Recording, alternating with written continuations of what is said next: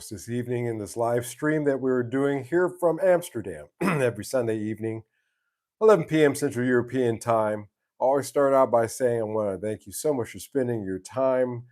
Time is a valuable thing, I know, and spending a little bit of yours with me is always greatly appreciated. So thank you so much for that.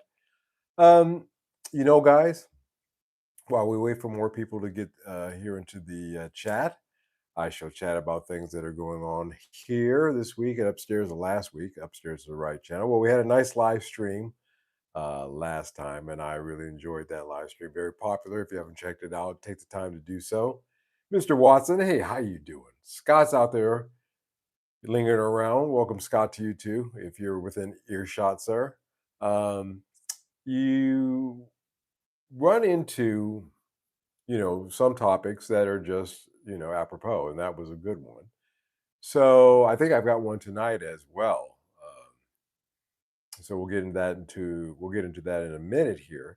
Um, I got in a bass guitar that I had sold to a client. As you know, I have an import export business and with guitars, vintage Japanese guitars, and I had a '70s Greco bass that turned out to have some issues. Now, that always is something that, you know,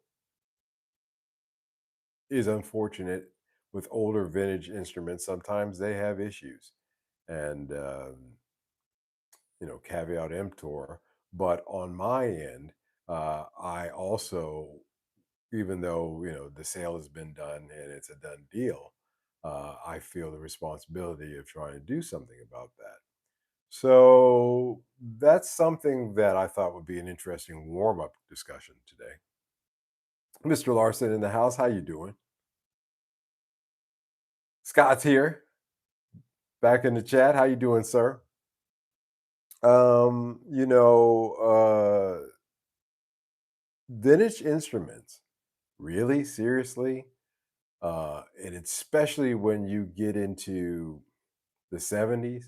I would say that in my experience, before '75, uh, really buyer beware, be careful, because even I, as a skilled observer and buyer of vintage instruments, can run across one that on the surface it seems okay, but it may have some issues.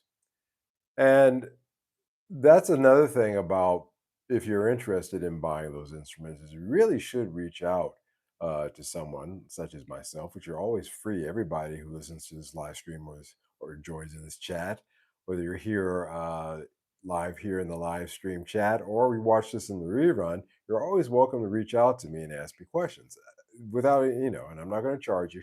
It's a free service. If you want, there's something that you want me to take a look at, especially, well, particularly if it's a vintage Japanese Asian instrument. But again, I've run into a case where even I, you know, miss something. And even though I don't have to at this point, I am going to try to rectify that because that goes to reputation. And that's, your reputation is one of the most important things that you can keep and or you can have, and it is something that you can lose. So I am going to take care of that, but it's just a kind of a PSA, a public service announcement right now, while we warm up. Just to be careful, there's a lot of hidden, especially we're talking about stuff that's 40, 50 years old. So yeah, there's a lot of opportunities there for a lot of things to happen. Most of the times it doesn't, but sometimes it does. And so I'm going to try to see if this is something that can be rectified, because as I've said before, you know, if it's worth doing, if it's worth doing, if it makes sense, then rehabilitating is a better word than restoring, but rehabilitating some of these vintage instruments is probably worth a while, because at least that way you took the time to get it done right. And that means that it's not just thrown on the wood heap, it's something that can be passed on to future generations because somebody took the time to rehabilitate, to restore it. And so I hope to be able to do that with this one. But just a PSA there, guys, just a little thought that just be careful. And the older you, the more, and that's not just with the Japanese stuff, that's with all the vintage stuff, all of it, all of it. I've told you the stories of how back in the 70s they were swapping bits and parts and necks and all that stuff. And, and most of the guys were doing it, most of the luthiers at that time. And so you just don't know what you have, unless it has really, really, really good um, a background on it, you know. And I think that the chances of something happening, and I'm sure that you would agree, in that amount of time is very high.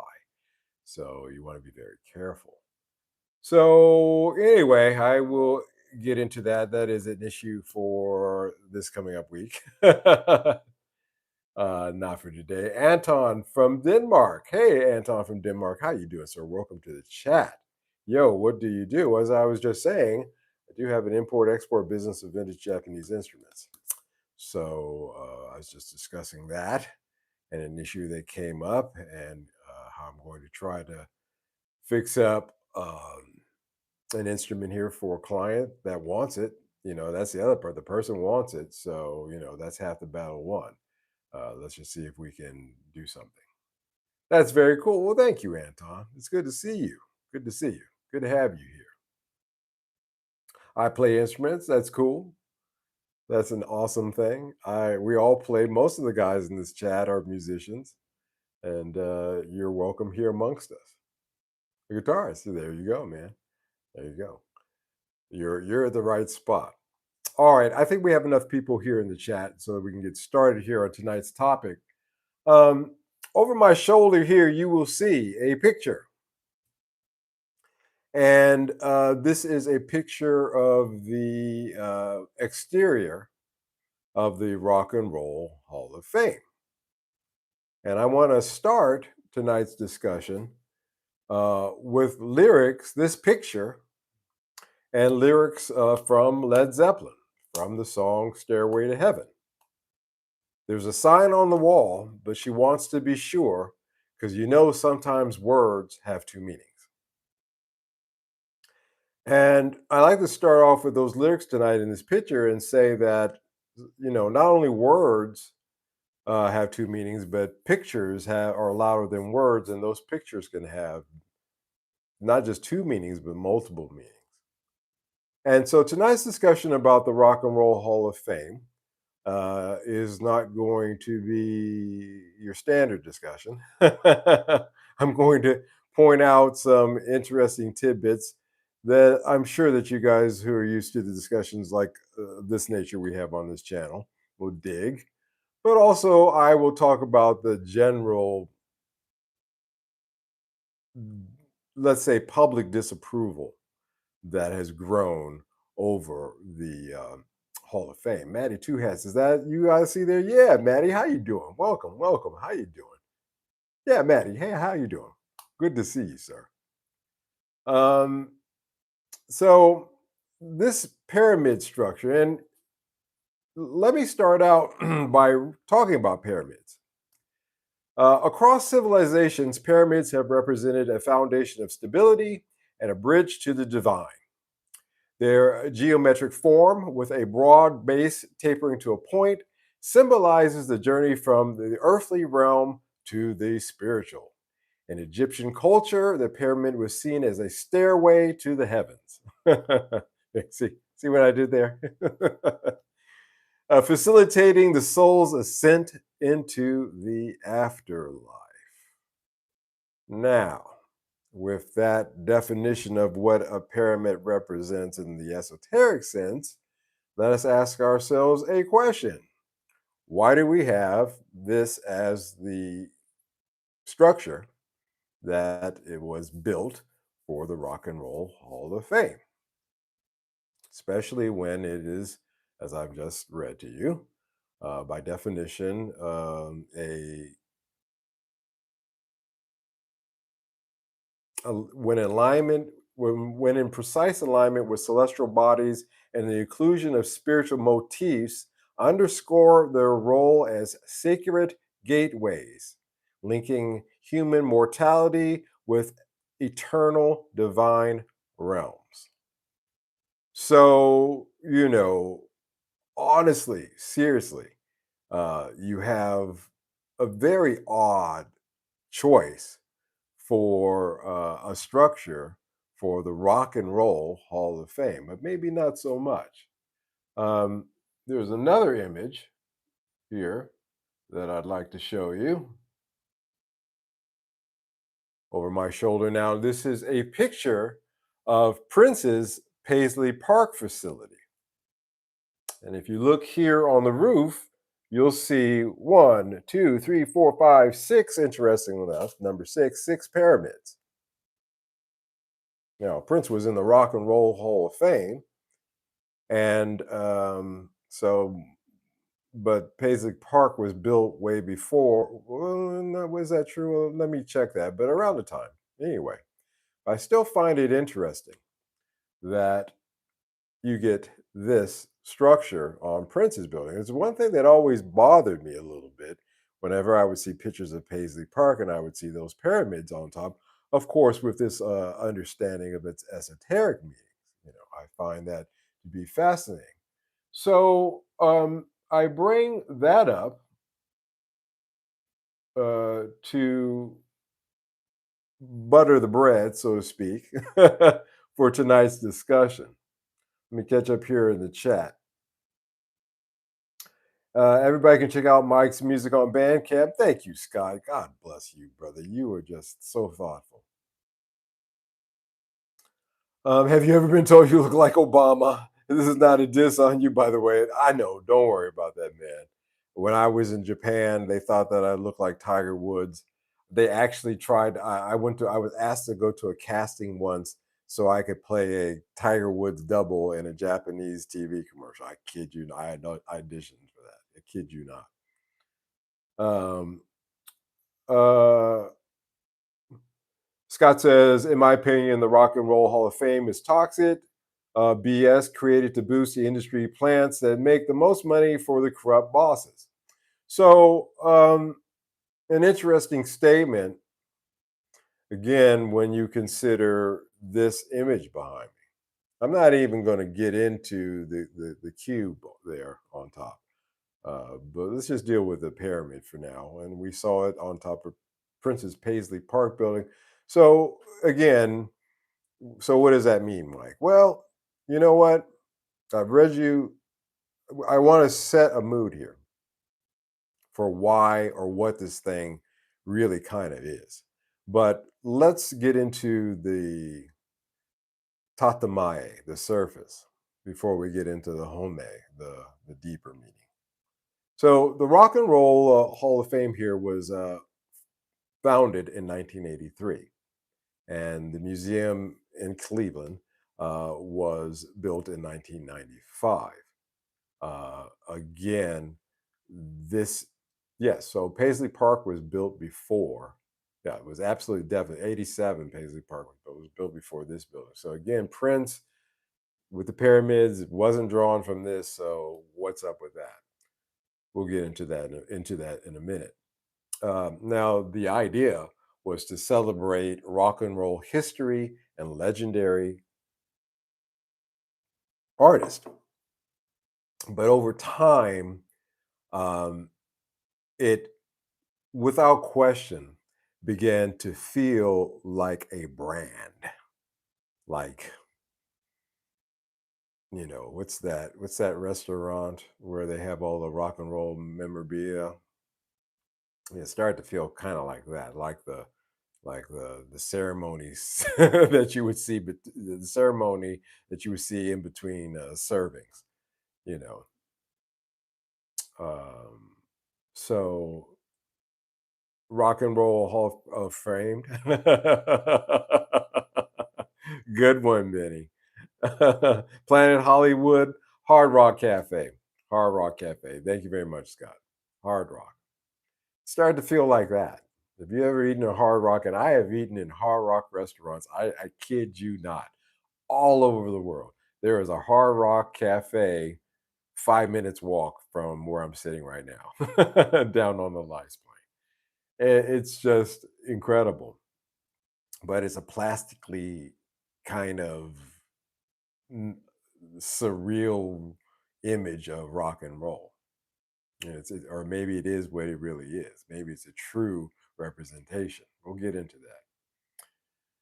Now, how it's set up to get into the Hall of Fame, there is a group of voters.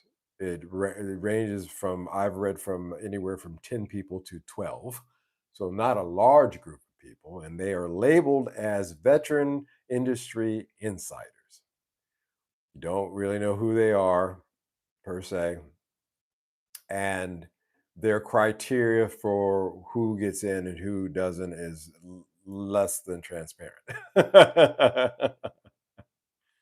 And so, as a result of that, you don't have musicians. Now, they do have a fan vote, but the fan vote counts as 1 point amongst 1,000 votes. 1%. The fan vote.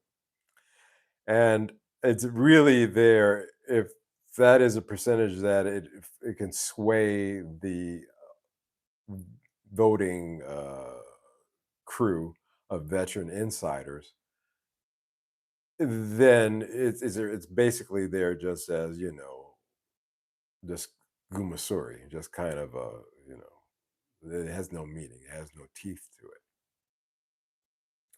And that disconnects the basic concept of what it should have been, what it could have been, and what it morphed into, or I surmise from the way that this is built was it's a plan from the very beginning, from the onset. So that's a little bit of a brief history of how it got started and how one gets into the Rock and Roll Hall of Fame. Yep, yep. How you doing? Welcome to the chat. Welcome, welcome, welcome. Good to have all. If I haven't said it yet, it's always, always so good to see all of you guys. Welcome, welcome. Now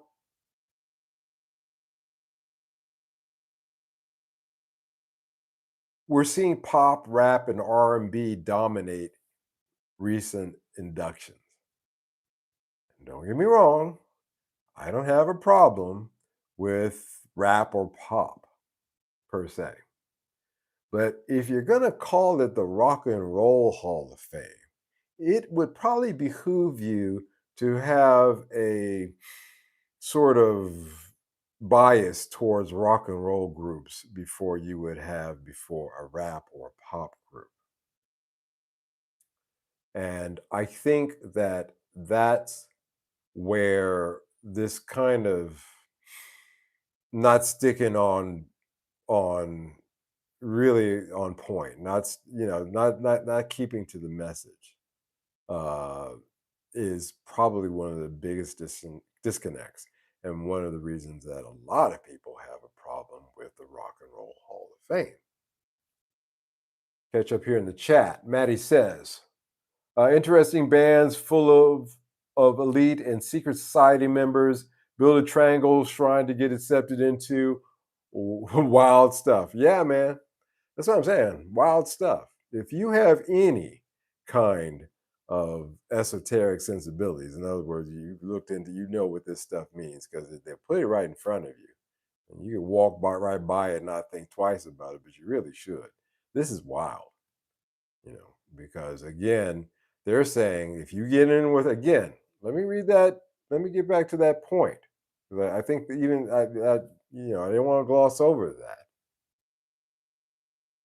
The pyramids' role, their precise alignment with celestial bodies, and the inclusion of spiritual motifs underscore their role as sacred gateways linking human mortality with eternal divine realms. In other words, eternal life. You get inducted into this, under this fine this fine structure, then you're being told that you will be remembered for eternity, for forever. That's again one of the meanings that you can take from this.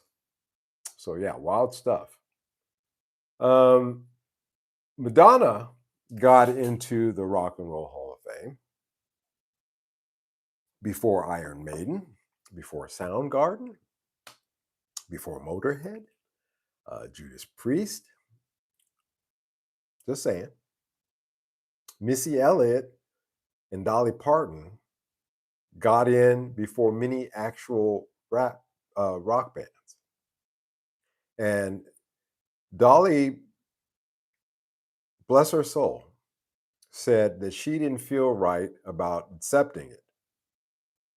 She did just she said, I don't know, basically, I don't know what I'm doing here in the Rock and Roll Hall of Fame. Well, you're part of the club. So you go, your membership, you get in, your name gets written on the roll of the club. Regardless of your so in other words, regardless of whatever musical genre you come through, what I'm saying here is that one of the reasons is to get your name, to get inducted in this building and get your name in the roll. And again, if you know what the meaning of it is and what it's supposed to getting inducted, it's supposed to mean from an esoteric kind of viewpoint, then it makes sense that it doesn't matter what genre you come from. It's going to be, this is for the people in the music club. Now, not everybody is down with the program. And I mentioned her, and I'm going to mention her again. As a matter of fact, I was thinking about her this week with the ceremony just taking place, just passed. I was thinking again about Carol Kaye. And as you know, she's a legendary session musician, not just bass. They list her as a bass player, and of course she is. She's played on some of the best stuff out there. You know, I could list things, but that's not important. That's irrelevant. She also played guitar. She played a lot of other instruments, and she got lumped in with the group of musicians from that era that decided to call themselves the Wrecking Crew. And from a woman's standpoint, and from a woman from her era standpoint, a wrecking crew sounds like a bunch of guys going around hitting, panani. And she says, I have nothing to do with no wrecking crew. She wasn't down with it. Not only that, she publicly rejected this year's rock and roll nomination. Carol Kaye says, I'm not going to go in this building, stand underneath this pyramid structure, and get inducted into your Hall of Fame and kiss my ass. And quite frankly, boys and girls, just for that reason alone, you know, putting aside the large volume of work that she's done musically, you just gotta love her. Just gotta love her. And her reasons were powerful. She said it's a popularity contest and that the name rock and roll doesn't represent the real musicians behind the hits. In other words, she was a jazz trained, a lot of these guys, most of them were trained jazz musicians. I'll give you an example. Go on YouTube and take a look at the Carpenters and look at Karen Carpenter play the drums and understand why she was voted the number one drummer in the world in 1975. She was a trained jazz drummer. Her idols and the people that she liked, interestingly enough, were the same people that John Bonham liked, that John Bonham, musicians. So a lot of those guys in the Wrecking Crew, including Carol, the Wrecking Crew, and I hate using that word, but I'll use that out of respect for her. I hate using it because I agree with her. They got to come up with a better the LA band or the LA session players or something like that. But the Wrecking Crew, I can't get with that. I can understand that and co-sign on that reason for not liking that name. But a lot of these guys, including her, were trained musicians, and so rock and roll and her mindset really narrows the also the musical abilities of herself and a lot of those guys. She also criticized the Hall for neglecting the session players and studio legends who actually made those records sound good. And that is not limited to the Doors. We talked about who played on those Doors albums, who played on those Monkey albums, who played on, yeah, we could just go down the list. And again, um, this was the hired help. These are the people in order to make the people that go through these doors and get inducted to make them look good. It's been going on. I've documented on this channel since the 60s. We've talked about this. And so they were the hired help. So, you either go in as this group we're going to call the Wrecking Crew in order to give some kind of acknowledgement to you or not. Roy Gallagher. Yeah. We go, I mean, dude, we could just go down the list. Is there the same behind the scenes politics with getting a star on the Walk of Fame? Star on the Walk of Fame cost you the old going rate, maybe more now with inflation, was $25,000, and you had to be sponsored by um, the people who are in charge of doing that, as well as have a body of work behind you that would justify. But Kim Kardashian could get a star on the Walk of Fame, though. Just to let you know, if that if that helps. Maddie says, "You bet your ass they were jazz musicians. They knew their stuff." That's correct. Cleveland here. Welcome, welcome. It used to be a live town in the 50s, 60s, and 70s. Even helped get punk going in the late 70s, but it's not like it anymore. It's not like it at all anymore. Great musicians around here, though. Yeah, the musicians hasn't gone away. What's gone away is the system in which we used to exist. As I've said before, and I'll say again, the old systems are falling away in this generation, as we can see, and we're yet to see what the new systems. We're still going through the shakeout, but they're always going to be there. Benny says they're always behind the scenes politics with anything that includes a large number of people. Yep, yep. So yeah, Jerry, it's just one of those things, man. My uncle Carlton, when I talk to him, he talks about his musician friends and how some of them are in their 70s and they're still trying to get in the recording studio. So it's wild. So she just wasn't having it. Carol Kaye literally played bass on the foundations of modern rock and pop, and she's the one saying no thanks. And that tells you right there how broken that institution is. If there's anybody, and did it because it was a work. She was trying to pay rent. She had, to eat, her family to take care of, so she was just working. It was work to her. And it just ended up being at the right place at the right time with the right skills, and working and having a work ethic. And you can see the result of when something like that happens. So I respect her. She says, I'm good. I'm out. I don't want to go again. It's a choice. Do you want to walk? It's been a choice all along, and this is yet another one of those choices. Do I want to walk down those stairs? Walk on that carpet and get inducted? And to tell you the truth, it has only really been recently in in my my study of this subject of music history, that the so-called crew has been in the public eye at all. Most folks prior to the early 2000s really had no idea who they were unless you were really into that kind of history.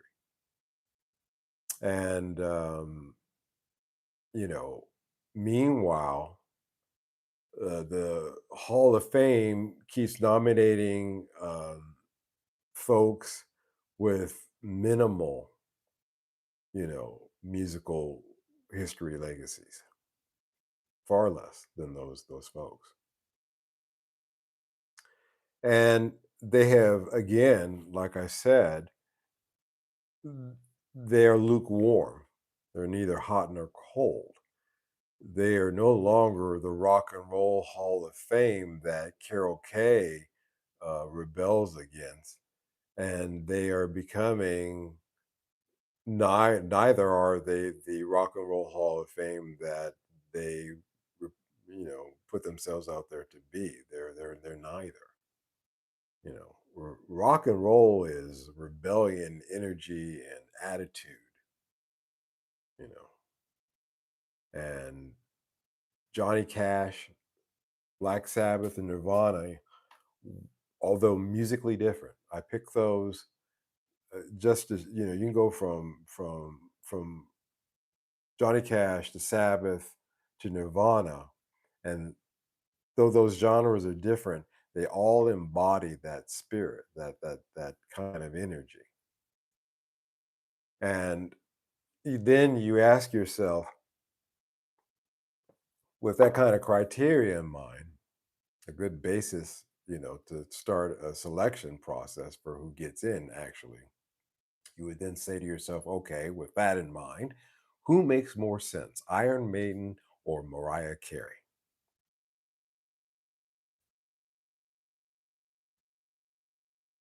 I tell you what, one thing of those rebellious spirit and energy and attitude, Mariah Carey, she kills it with the attitude.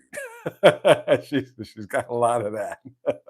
It's not great, but it's there at plenty. But again, seriously, and unfortunately, streaming, social media have really diluted the sense of rebellion in the music world. Prince represented that kind of rebellion energy. Living Color represented that kind of energy. Fishbone represented that kind of energy. Um, Bob Marley embodied that kind of energy. And rock and roll, much like the guitars, became brand and not a mindset. When Gibson is selling on nostalgia, then it's becoming a brand. It's not a mindset. I have to have a Gibson because of brand reasons, not because of musical reasons. The headstock, the truth behind the headstock there. But I won't digress into that too much. It used to mean breaking rules. Now it's being safe enough to be on a TV special. Let me catch up here in the chat. Steven, how you doing? What are you talking about tonight? Well, Steven, I am laying into the Rock and Roll Hall of Fame here.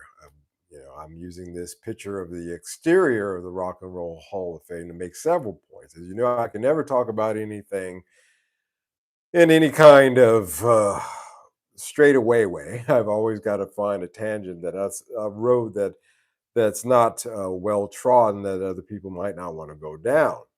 And I'm pointing out the fact that there's a lot of symbolism going on, with this ceremony. And the symbolism that it represents may be the key to understanding why certain groups who should be in the Rock and Roll Hall of Fame are not, and certain individuals or groups that shouldn't really be by definition are. And so delving into that tonight. Benny says they're slowly but surely becoming the Establishment Hall of Fame. Well, I submit to you that when you build a building like this, then you already were the Establishment Hall of Fame. In other words, that was the idea and the plan all along, and it's just going that direction in incremental steps. You know, so there's that. Um, and that being safe for a TV special cracks me up. It cracks me up because I observed Lady Gaga performing during the opening ceremony for the Paris Olympics. And this is a good example that I could think of, or most recent example I could think of, being safe enough for a TV special, certainly one of a worldwide audience like that. Although we all know if you look at that opening ceremony again, it was full of this kind of stuff. I mean, chock full from beginning to end. And having her there wouldn't be a big surprise because it seems to me that it's weird. On the one hand, she's safe enough to do that kind of show and perform in that particular song, an old French standard, um, and then something a little bit more. I think she did two numbers, but then I saw her with the Aberrich woman, the artist, butt naked, doing some weird ass, esoteric ceremony. Lady Gaga, I'm speaking of. My eyes. First, let me say, my eyes. You know, the, the Outback has, no, no, let me not say that. Anyway, I was about to make a Bush, joke, but anyway, I won't go there. But the point is that they don't, and she will certainly, without any question, be in this Hall of Fame one of these days, without any question. Without any question, it's a given because she's in the club. When I was growing up, I don't recall ever seeing, Diana Ross doing some weird naked, pagan ceremony out in the water, out in the middle of a lake. I don't remember that photo shoot. I don't remember those pictures. Hell, I don't remember. I mean, in the rocks scene, I can remember somebody like, God, what was her name? Oh gosh, she eludes me. Lola. Anyway, my mind escapes me, but she was pretty known for taking. I mean, she was pretty built, so she was known for doing that kind of stuff. But that was still rebellious rock and roll female energy, so that was par for the course. Nowadays, you know, you don't have to keep that image, but on the surface, they'll still present you as being, squeaky clean. Although, if you just on the rudimentary level dig a little bit deeper with these folks, they're into some twisted things, you know. And so that's also something to think about, the character of some of these bands that have made it. And I mentioned Madonna, and as we all know, she's a well known Kabbalist. So, again, that falls in line with this walking into this building and getting your name written on the tablets, so to speak, of this structure. You know, they have ignored hard rock and metal, they've ignored progressive rock, they've ignored alternative 90s bands. you know, and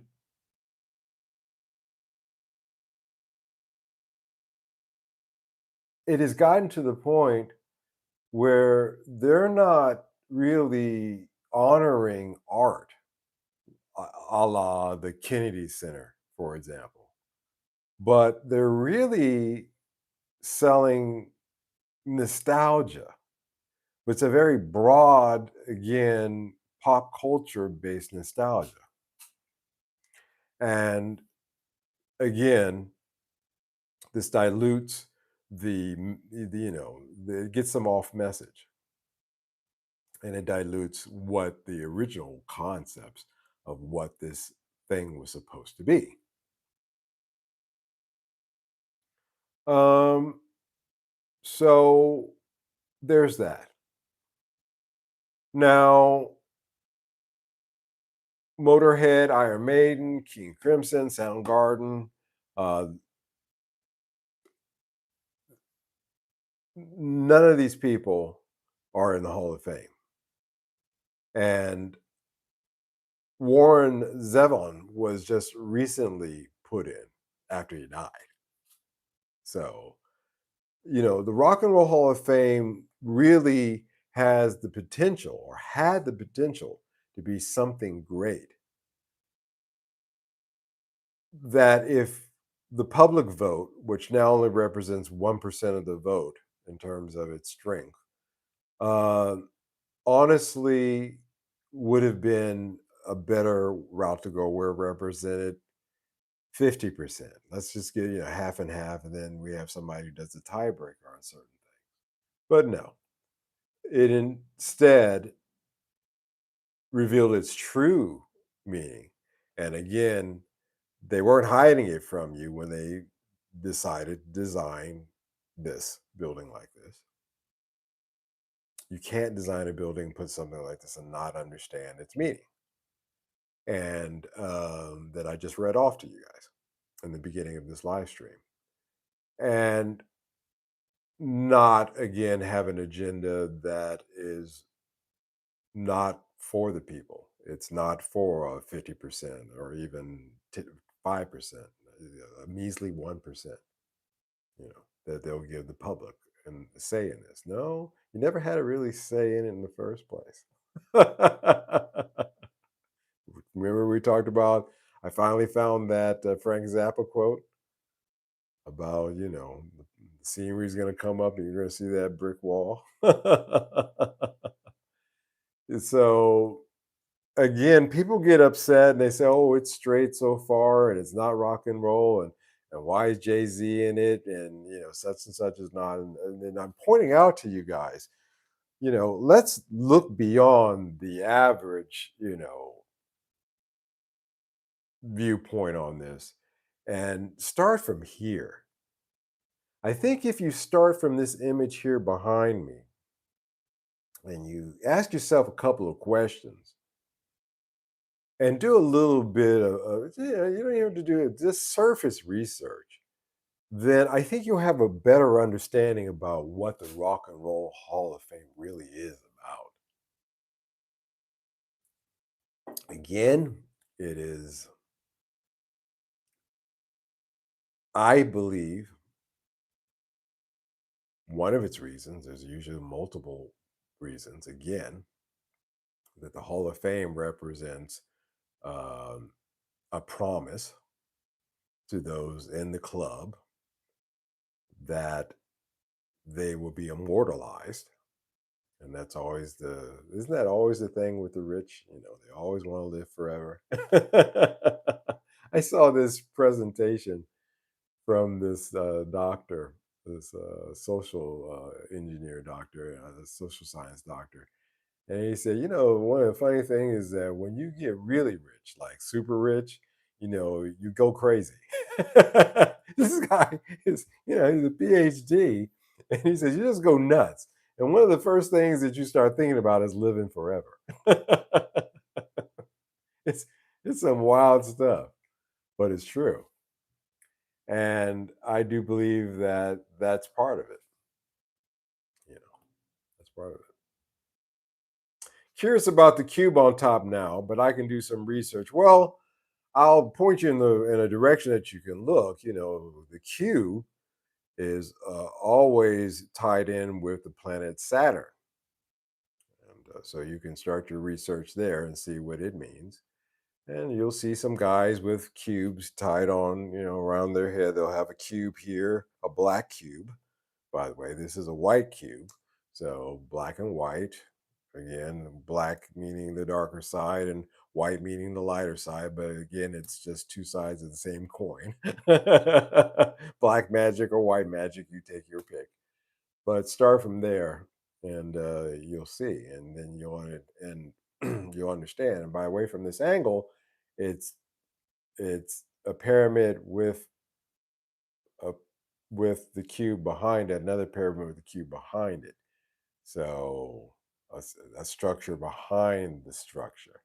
In other words, there's the capstone that's so important on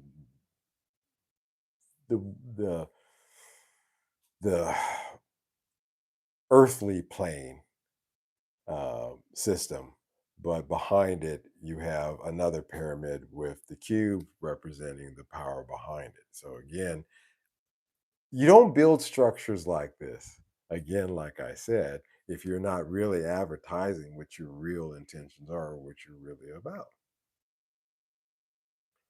And again, the earlier of an induction into the Rock and Roll Hall of Fame you were, uh, you know, the more you were in the club. You know, they had to get those 60 guys in first because of course that helped with branding them and hey, rock and roll hall of famer such and such, and even if you're growing up and you don't know who they are and you never heard their music and you're reading a list of rock, oh, who's it? Oh, they were a rock and roll hall of fame. Oh, okay, cool, because you know what the rock and roll hall of fame is and you kind of have these associations. So it serves, again, like I said, a lot of purposes, a lot of purposes. But yeah, look into cubes, Saturn. It's all there. Um, you know, the Rock and Roll Hall of Fame could have been something great. It could have been a monument to musicianship, rebellion, and innovation, but it feels more like a television marketing event now. And if you really want to honor rock and roll, in my opinion, pick up a guitar, start a band, record something, either to your phone and you're just sitting around with you. Scott's always putting up cool songs. Go to Scott's channel, learn how to do it from him because his sound is better than mine. And even if it's something like that, but do that. And that's how you can honor rock and roll. You know, that's the real Hall of Famers is everybody who picked up a guitar or a bass or the drums and stuck with it, in my opinion. Anthony Thornhill, sir, we have not seen you here with us live in a long time. How have you been? Welcome to the live stream. Have you played your 345 yet to Scott? Yeah, that's actually a good question. We talked about that. Yeah. So again, guys, it's weird. And then you ask yourself, well, why did Prince have, which is a question not a question. It's just, I know why again. And six, why did he have six pyramids on the roof of his building? You know, was that an architectural choice? And could it have been five? Could it have been four? Could it have been two? Who knows? So there's connections there, guys. Again, you'll see they will show you. You know, Paisley Park again was built before the Rock and Roll Hall of Fame, but you still have the same architectural notes. And therefore, what is that about? What are they signaling? What is that about? And you could take a look at the Louvre. Yeah, you have that same pyramid structure there at the Louvre as well. What does that mean? What's up with that? You can walk by that. That's literally about a 3 hour train ride from me right now. And you can I've walked by the Louvre. I've been in it a half a dozen times, and I've walked by that structure and I've looked at it, and I've always thought the same thing. What the hell? And by the way, where is it placed? What's underneath it? A lot of questions there. But yeah, ask yourself that question. See, everybody's like, well, they're stating the obvious. Well, they've deluded themselves. Yeah, no shit. Because it wasn't rock and roll. It was supposed to be rock and roll per se in the first place. It was members of the club organization promising eternity. Your name will live on. And signaling it, again, like I said, through the esoteric meaning of the structure that they built for it. And yeah, so we can all look at the surface. The Japanese word for that is tatamae, the surface of something, the surface meaning of things. And you can walk by this building, just like tourists every day walk by that structure in the Louvre and not think twice about it, and and staring you in the face. And then you can get mad and say, "Hey, how come Madonna got in before Motorhead? What kind of bullshit is this? But if you understand this, what it means, then you understand that, you know, that that's the reason why. Who is in a hierarchy in the club to get in. And that's the truth of it. You know, if the facts of it, the logic of it is there. I mean, again, just looking at the facts of it, it's kind of obvious. And so don't get worked up about it. I admire Carol Kaye because she was telling you that the real guys, Scott asked me a while back when we were going through the Laurel Canyon. I bet you guys didn't think that this was going to end up as some, yeah, one of those Laurel Canyon type discussions when I talk about the Rock and Roll Hall of Fame. But how could it not? How could it not? It's all tied in. It's all, again, like I said, it's two sides of the same coin. And Carol Kay was telling you, the real guys who were playing that music, really played it. They were real talented cats. And when Scott was asking after the Laurel Canyon thing, well, can we still enjoy the music knowing what we know now about these actors? Um, can you still enjoy the music? And my answer is, of course, yes. Yes, it still is. And it will continue to be, even knowing what I know and you guys knowing what you know and hopefully looked into and researched that you can still dig the music because there were real musicians behind it making those albums. They're never going to, well, they're getting a token bow into the Rock and Roll Hall of Fame, but they are not complete. One of the most important members of their organization is not interested. She said hard pass because she doesn't want to walk through those doors and that structure and get inducted into their thing. She doesn't want to do it. She doesn't want to co-sign on that. Okay. Again, there's a surface reason why she says she doesn't want to do, which is extremely valid. And then you got to know that there's a certain under the unspoken reason to why she doesn't want to co-sign on it. Because you got to understand that I'm sure she more than well understands, the implications of that. It's a choice. It's always a choice. At every step, it's a choice.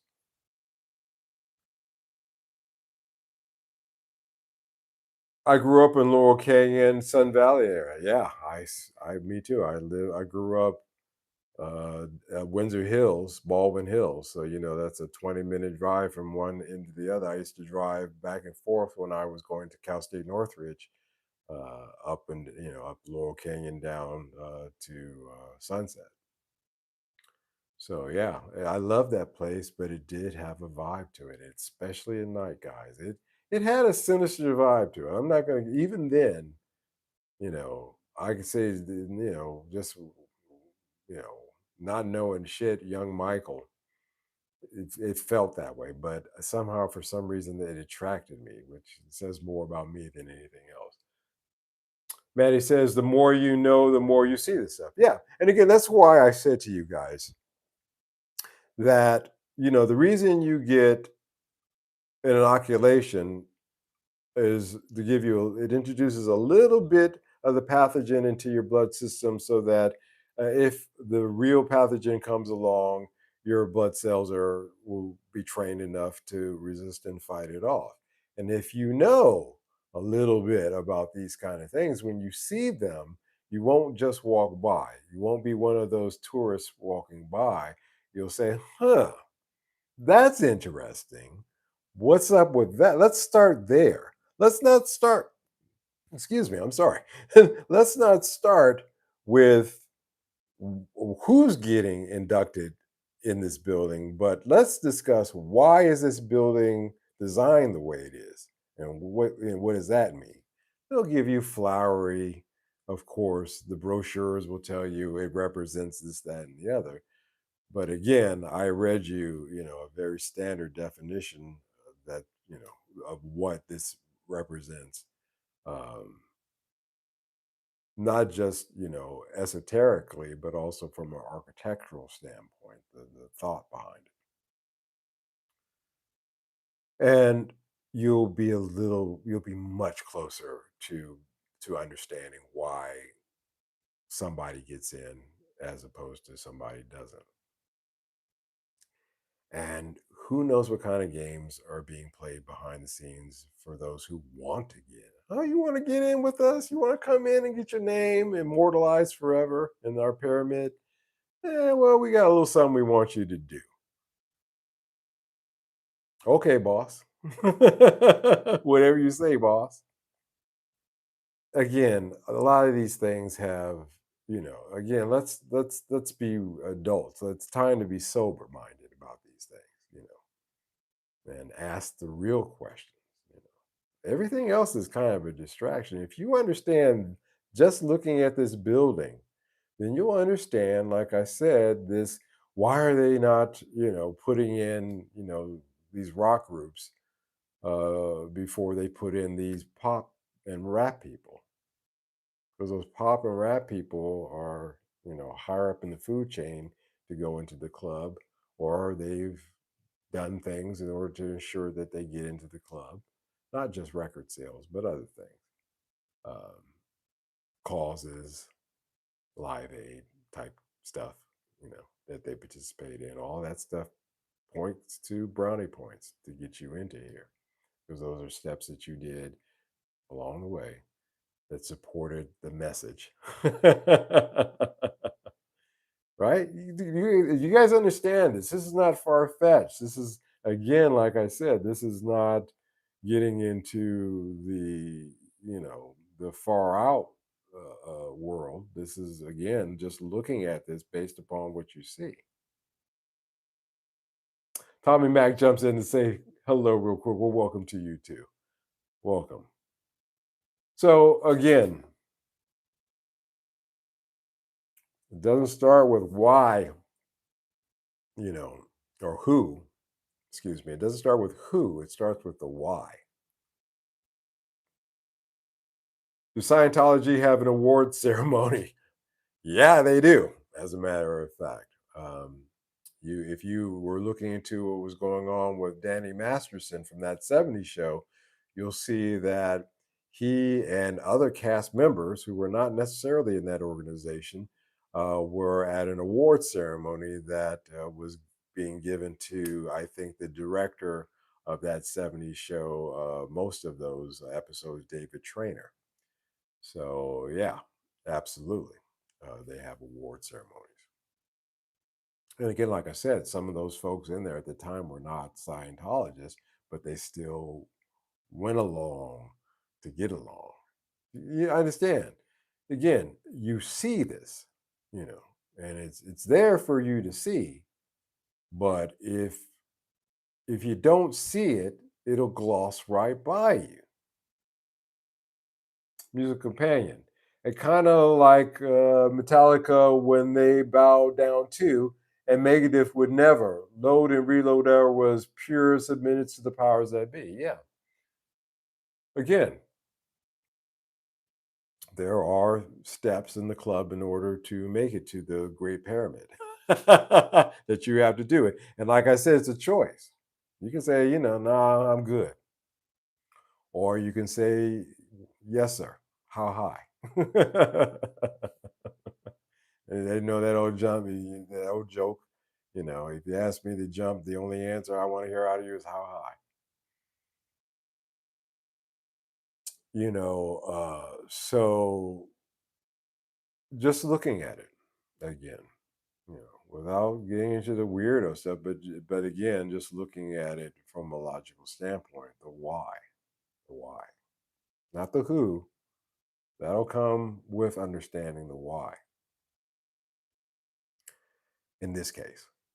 And so I'm sure that's a discussion about the Hall of Fame that most folks haven't had this week on YouTube.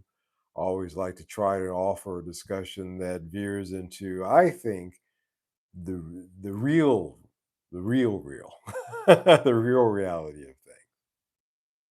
You know, I'm good works again as you turn. Yeah, like I said, you have a choice. And Carol Kaye said, "I'm good." See how I'm good works, guys. It's the reason it's the model of the show. I thought about it because it works in so many situations of your life. So many aspects of your life where you can just say, you look at a situation, you say to yourself, you know what, I'm good. We've all been there, all been there. And these are choices that we make. And it involves all sorts of situations where you just have to learn to say, I'm good. I'm good. I'm good. And Carol Kay has said, I'm good. You know, it just works, Maddie. And that's just the way it is. But you have a choice. You have choices. You try to make the right ones, but the right ones are not necessarily the popular ones. The thing that should not be. Yeah. Yeah. Yeah. And so that's the truth of it. That's the truth of it. I think we've beat that. I think you guys seen the point that I've made on this very clearly. And I hope that, again, a little inoculation against this kind of thing will keep you from making the wrong choices or looking at something, not holistically, you know, and asking the hard questions, why? So chew on that, ladies and gentlemen. Thank you so much, guys. God bless you, each and every. Maddie, Scott, always being here moderating. Scott always chiming in first, man. Always there. The first thing I see when I fire it up. And thank you. That means a lot to me, Scott. Um, all you guys really seriously think about what I said tonight, tonight's discussion. Chew upon it, rewind, go back. If you didn't catch it all, go back and listen in the rerun. Comment down in the comment section. Even if you just say hi, guys, just say something. It really, really does help with the algorithm. It's the only thing that I ask. It helps with the algorithm when you engage down in the comment section. So just drop a line in there. I would appreciate it. I'm going to do the same thing before I go to bed myself in the comment of this live stream. And I appreciate that. And if you're new to this channel or your first time roaming around these parts and you like what you hear, you find these topics interesting, there's more of it all the time. So hit the like button and hit the subscribe button. That helps as well. YouTube is an interesting place. I'll finish with this, man. A lot of YouTubers are, because the ad spend is down and is about 40% less than it was a year ago. And that represents a 40% cut in just about everybody's YouTube salary across the board. I was pulling in a couple of $100 every month or every other month, I guess. And that certainly, even that little bit is, is significantly. It takes a lot longer to build up to that point. So, YouTube is a funny place, man. You know, I don't do this for that because obviously, he who giveth can taketh away. And I think the great taketh away is occurring. And yeah, 40%. So honestly, guys, I do this because I want to inoculate you against these kind of things so that you can see them for what they are. So I hope tonight's discussion helped. Thank you guys for tuning in. You take care, and I will see you in the next live stream this Wednesday, God willing. Have a great week until then. Take care. Bye bye.